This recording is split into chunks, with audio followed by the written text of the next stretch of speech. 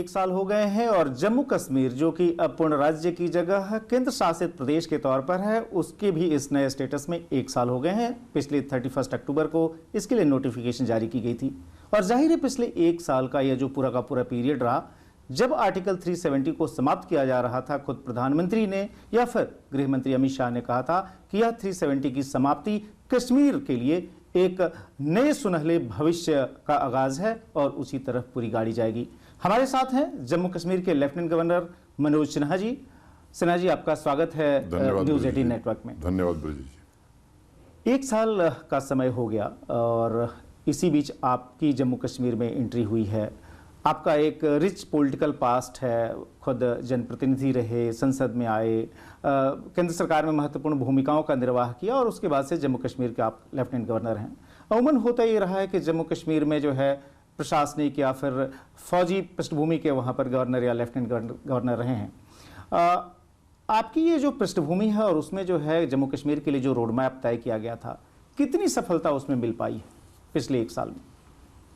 कि मुझे लगता है कि पिछले 1 वर्ष में भारत सरकार ने अनेक नई पहल जम्मू कश्मीर के लिए प्रारंभ की और ख़ास तौर से पीएमडीपी, प्रधानमंत्री development plan, PM development plan में लगभग 55,000 करोड़ रुपए की डिफरेंट प्रोजेक्ट्स वहाँ सैंक्शन हुई। एक कठिनाई पूरे देश या पूरी दुनिया ने फेस की, जिसे जम्मू कश्मीर ने भी फेस किया, वो कोविड की चुनौती थी और वो एक ऐसी चुनौती थी कि पूरा प्रशासन उस चुनौती से निपटने के लिए अधिकांश समय दे रहा था और मुझे लगता है कि उसके कारण थोड़े काम की रफ्तार कम हुई, देश में भी, दुनिया में भी और जम्मू कश्मीर में भी। लेकिन अगर पूरे परिवेश में आप देखेंगे तो 2-2 AIIMS, 5-5 medical college, 2-2 IIT, IIMs, NIFT, bone institute, इस तरह के अनेक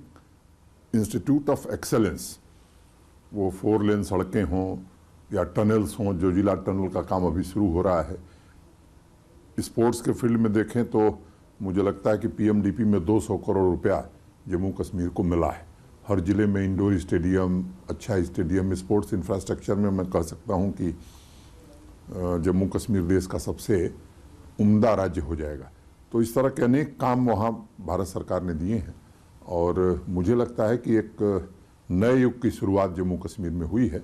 ये सच है कि 8-9 महीने से काम की गति